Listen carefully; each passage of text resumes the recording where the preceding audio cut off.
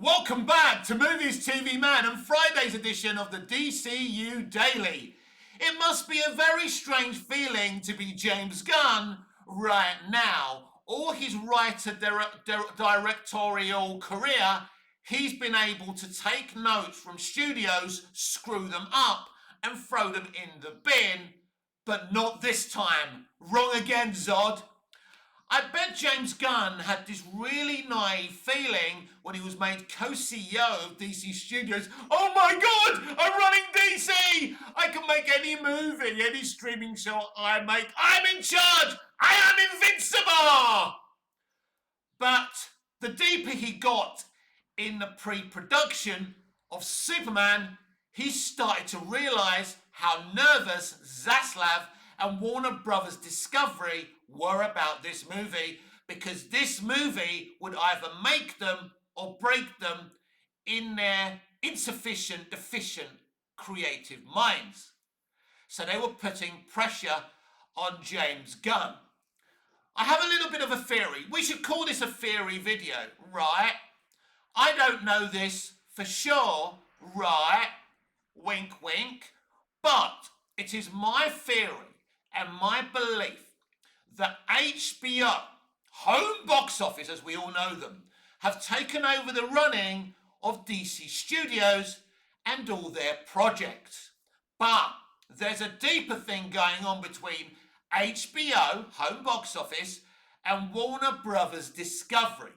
I believe that Warner Brothers Discovery will rebrand probably next year as Warner Brothers Discovery HBO. Let me explain to you what happened and why we went from HBO Max to Max. There was a power struggle between the two companies. WB own HBO, but they're an individual company, and they're very, very resilient in being an independent company. They fell out with Zaslav. So that's why they dropped the HBO from Max, and basically the agreement was, in my opinion, this is my theory, that basically you keep to yours, we'll mind our business, you mind yours. But then something happened. The Penguin series became very, very successful, and Zaslav and Discovery started to get a few ideas. I think this is when, let's say, they kissed and made up, and they decided that Max would go back to being HBO Max. Now, you may or may have not noticed how HBO are taking more and more control from James Gunn in the development of Lanterns. Laura Linney is rumoured to be cast in that show. Laura's a very, very capable, brilliant, respectable actress. But she's pure HBO. So they're taking more and more creative control. Now, yesterday we spoke about this report a little bit, how, the recent test screening for Superman, it had changes, they cut out the gags.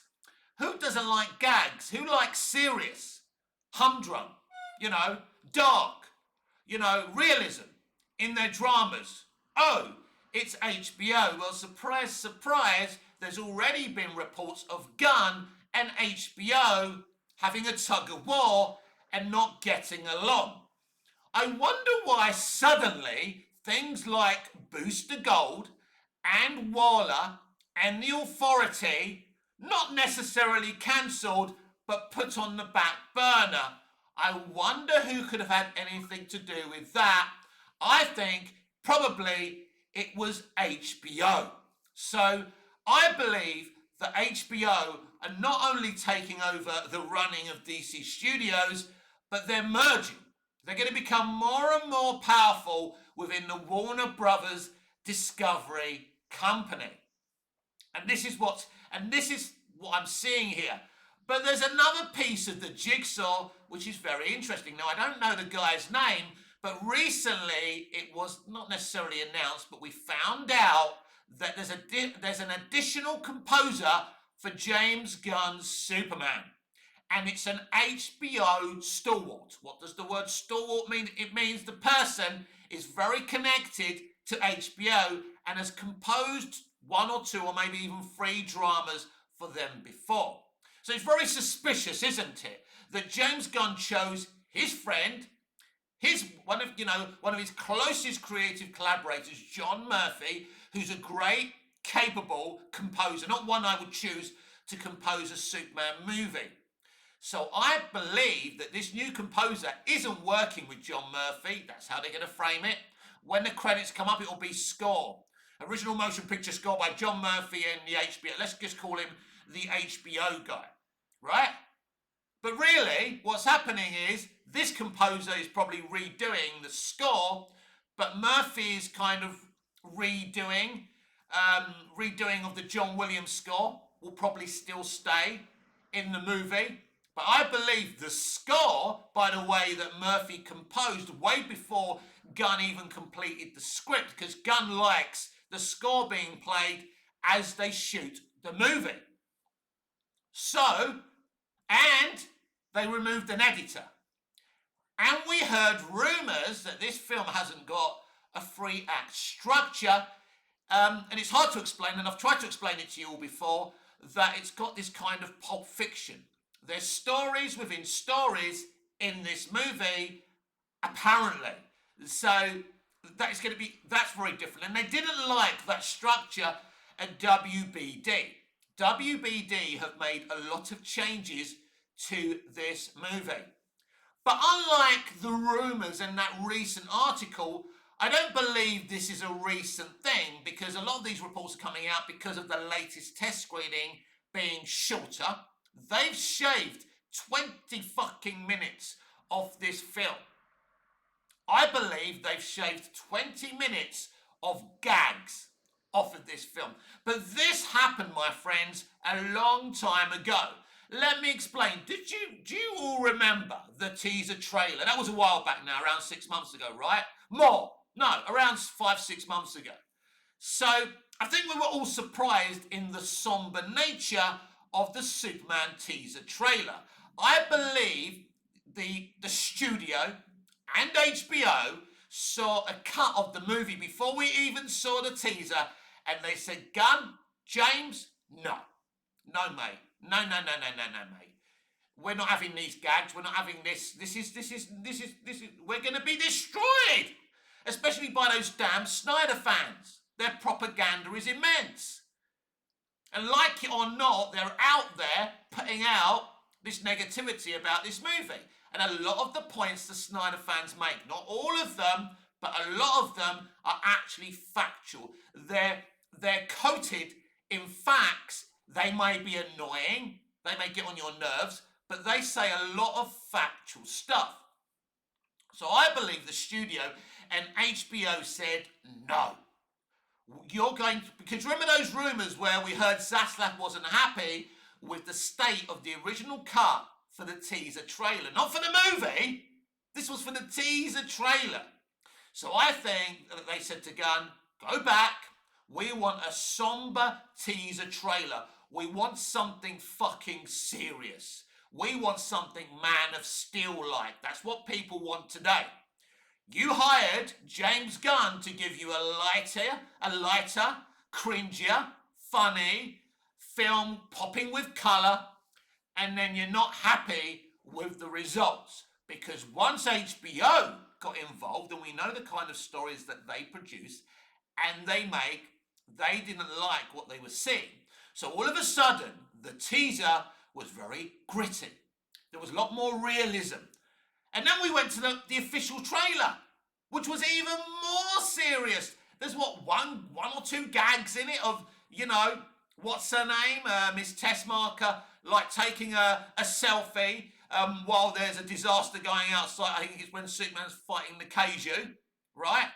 But apart from that, the rest of it is somber and it's serious and it's emotional. So this is my theory, that HBO are now running DC Studios and Gunn has now got very, very little power, and this is why they've put his projects like The Authority and Booster Gold on the back burner. Do you really think if HBO have a choice, they're going to allow Gunn to have a Booster Gold, cringy, funny show on their platform. Absolutely effing not. And as I say, we know there's been a power struggle between HBO creatively and James Gunn. Because you see, Warner Brothers is a very, very complicated studio. It's a studio within a studio. So if you're involved with that streaming service where HBO are heavily involved in, right, you've got a bit of a problem because they want, if it's HBO Max, they want it to be a certain way. Now, clearly, the decision was made for HBO to get back involved with Max a long time before it was officially announced. So there's been a bit of a struggle between James Gunn and HBO.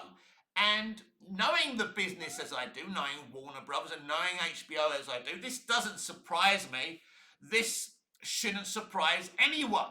I mean, look, HBO, I warned you during The Penguin, HBO is not the company it used to be. This is not the HBO of True Detective Season 1.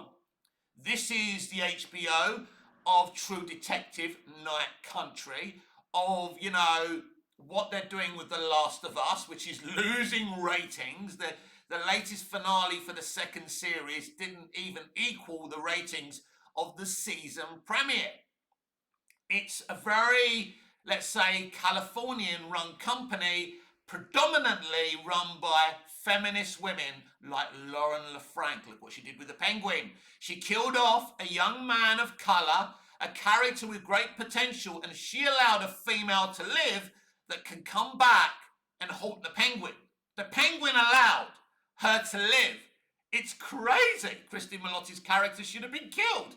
Not the young man, but it's run by a feminist. She kept on trying to justify this woman's actions throughout the series, and this is the kind of HBO we have now. I wonder the type of feminist changes they'll make to Supergirl. That'll be very, very interesting, won't it?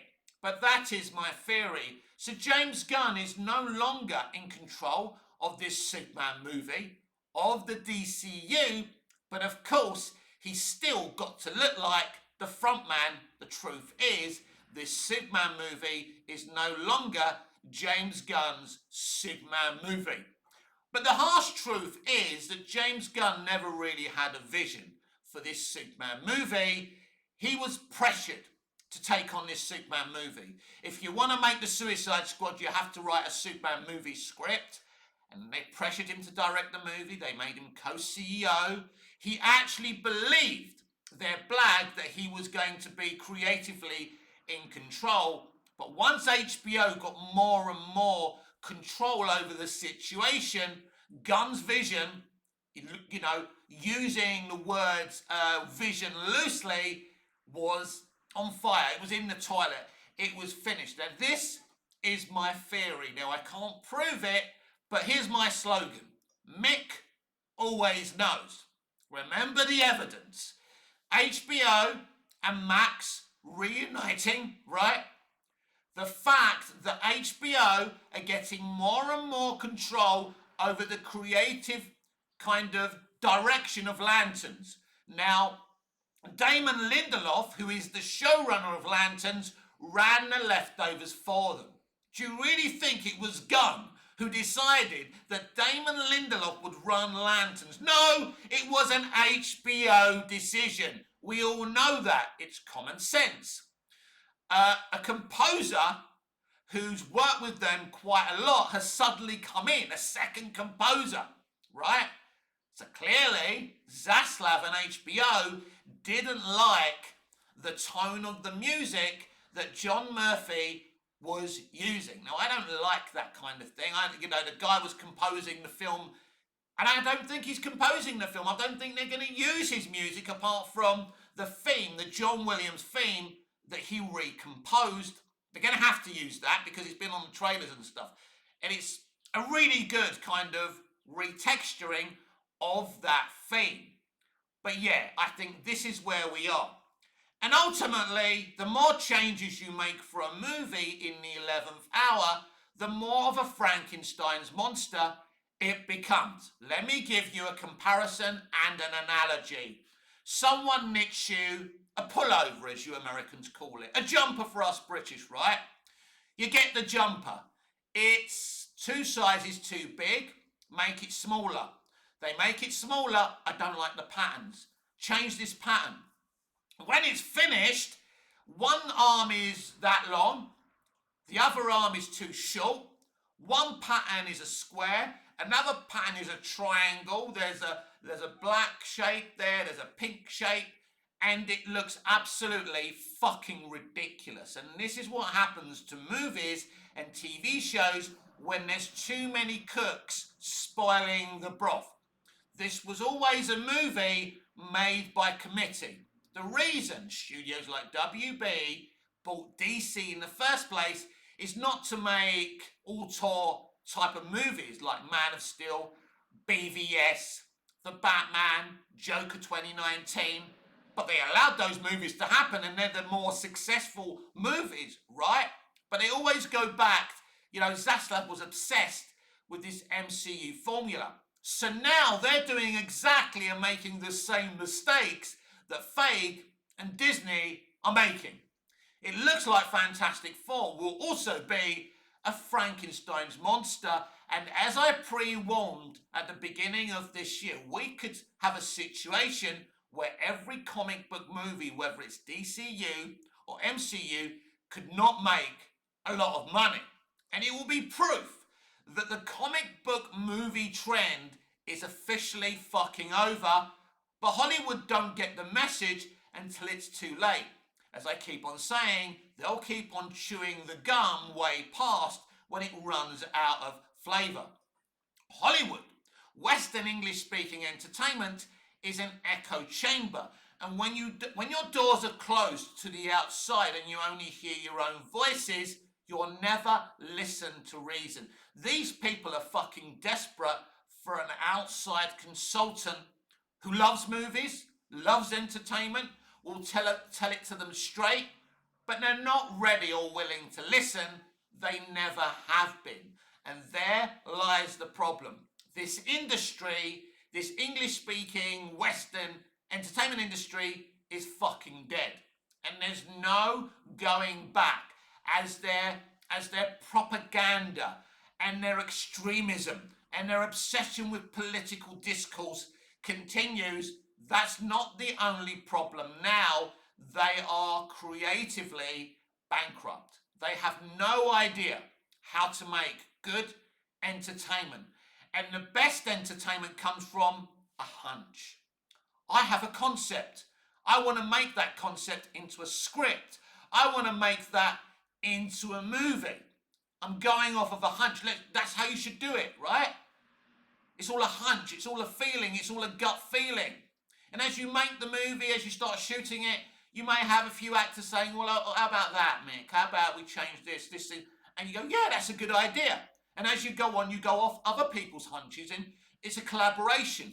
And you listen. How you don't make a great TV series or movie is by keep on doing test screenings, looking behind your shoulder constantly, going onto Twitter. Oh my God, Mark555 said this sucks. We better fucking change it. Reshoots. Oh no, Elsie's offended by this scene. We better go and change it. Oh my God. That sums up modern entertainment. Stop listening to every fucking complaint and every person getting offended. Make your fucking art, but you don't listen. And you keep on making the same mistakes again. And I genuinely believe that HBO are running DC Studios now. And I feel bad for James Gunn, if I'm right. And I believe I'm right. It's a very sad situation. He's drowning. He's in the quicksand and he's drowning. And publicly, he's got to pretend he's still in charge of, or co-in charge, or co-CEO of DC Studios, that this Superman film is his vision. So you should get ready for a more somber Superman movie.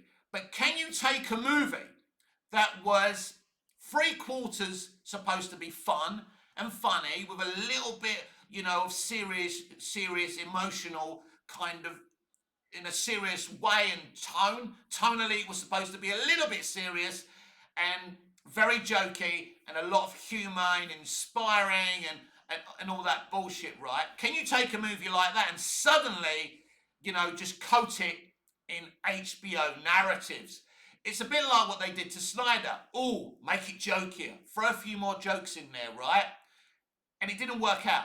Snyder left because he couldn't take his film and coat it in colour and make it a fucking sitcom. They did, and that was Justice League, my friends, and it was a fucking mess. It's this all over again. And what's going to happen is, right, James Gunn is going to walk away after this movie, and they'll get someone else to be the co-CEO of DC Studios. Fuck that. They may even get rid of Saffron as well. And basically the people running DC Studios will be a couple of good Californian Western feminists, right? I wonder how that's going to work out. So it's going to be a disaster. That's what modern entertainment is today, is a disaster. Please let me know in the comments what you think of my theory, but I think that Superman is going down the tube. It's cooked. It's over. I just don't see how this film is going to be successful. But of course, I could be wrong. I'm just a man with a theory, but it's funny how most of my theories end up coming to pass.